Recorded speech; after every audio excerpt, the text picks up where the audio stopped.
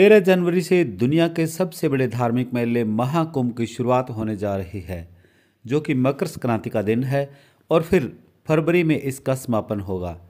इस समर्पण से भरे कुंभ मेले का आयोजन हर 12 वर्ष बाद होता है, लेकिन यहाँ सवाल उठता है कि महाकुंभ मेला हर 12 वर्ष बाद ही क्यों होता है। महाकुंभ मेले का अमृत से क्या संबंध है? कुंभ में स्नान से विज्ञान का क्या संबंध है? महाकुंभ से जुड़ी एस्ट्रोनॉमिकल घटनाएं क्यों हैं? क्या इस कुंभ में कुछ उपाय भी किए जा सकते हैं जिनसे जीवन को संवारा जा सकता है? तो ऐसी ही इंटरेस्टिंग बातें जानने के लिए हम लेके आए हैं आज का ये महाकुंभ से जुड़ा वीडियो। तो ध्यान से देखिए और यदि आप चैनल पर नए हैं तो सब्सक्राइब करके लाइक शेयर करके कमेंट कर दीजिएगा और बताइएगा कि जानकारी आपको कैसी लगी। तो चलिए जानते हैं महाकुंभ। सूर्य, चंद्रमा और गुरु का जब योग होता है तभी महाकुंभ लगता है, क्योंकि जल सोम तत्व है जिसका राजा हम चंद्रमा को मानते हैं, जो अपनी रश्मियों से जल को निष्पेषित करते हैं, जिसे भगवान सूर्य मकर राशि के काल तक पूरी पृथ्वी पर पहुंचाते हैं।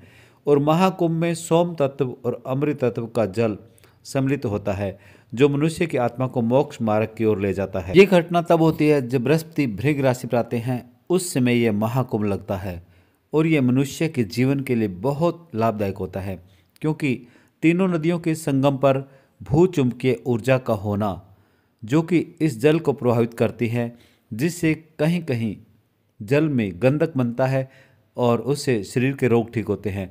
दरअसल महाकुंभ का समय और जगह दोनों का पृथ्वी के चुंबकीय क्षेत्रों के साथ ही ग्रहों की स्थितियों को ध्यान में रखकर तय की जाती है।